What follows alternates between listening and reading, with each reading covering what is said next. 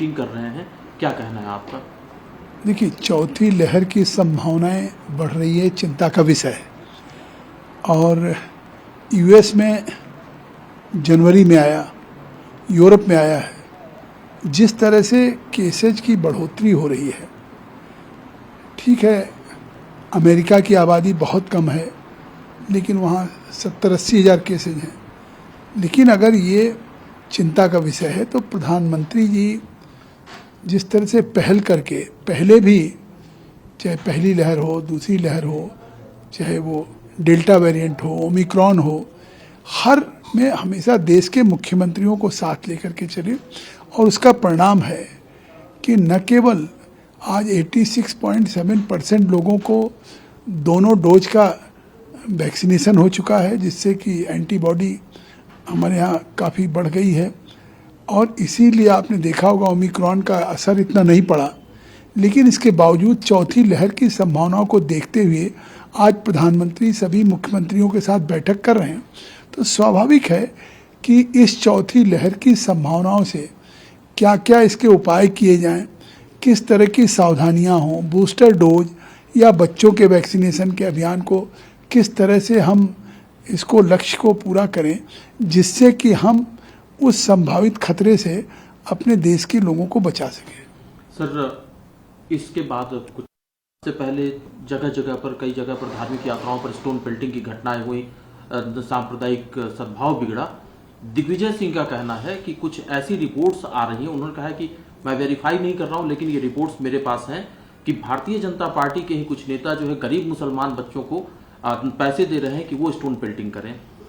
देखिए, खुद ही वो कह रहे हैं कि मैं इस बयान को वेरीफाई नहीं करता हूं और इसकी छानबीन करूंगा।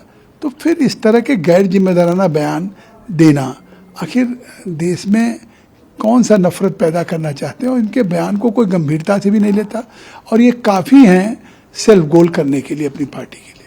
सर, लेकिन इस तरह की जब बहस होती है तो यूनिफॉर्म सिविल कोड की बहस चलती है कि ये भी मुसलमान विरोधी है, भारतीय जनता पार्टी की सरकार मुसलमान विरोधी काम कर रही है। भारतीय जनता पार्टी सबका साथ, सबका विकास और सबके विश्वास पे काम कर रही है।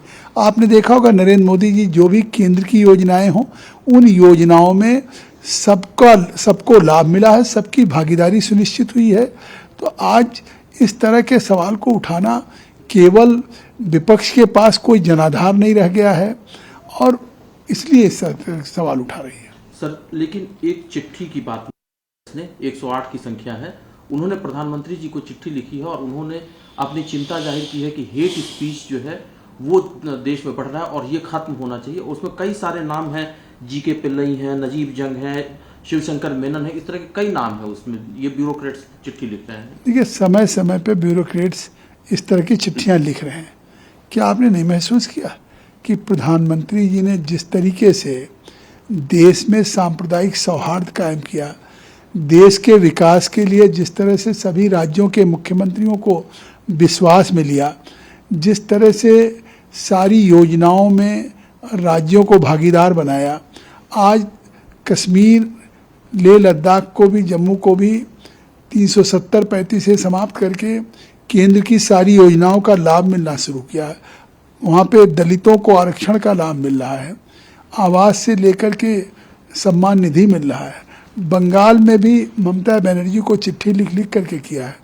तो स्वाभाविक है कि ये जो सो कॉल्ड अपने को प्रोग्रेसिव कहते हैं, वो किस तरीके की बात करते हैं।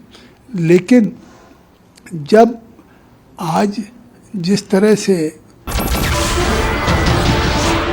नमस्कार, मैं हूं मानक गुप्ता। अगर आपको हमारा ये वीडियो पसंद आया हो तो इसे लाइक और शेयर जरूर करें, और हाँ, हमें सब्सक्राइब और फॉलो करना ना भूलें ताकि आप देश और दुनिया की कोई खबर मिस ना करें। तो जुड़े रहिए हमारे साथ और देखते रहिए News 24।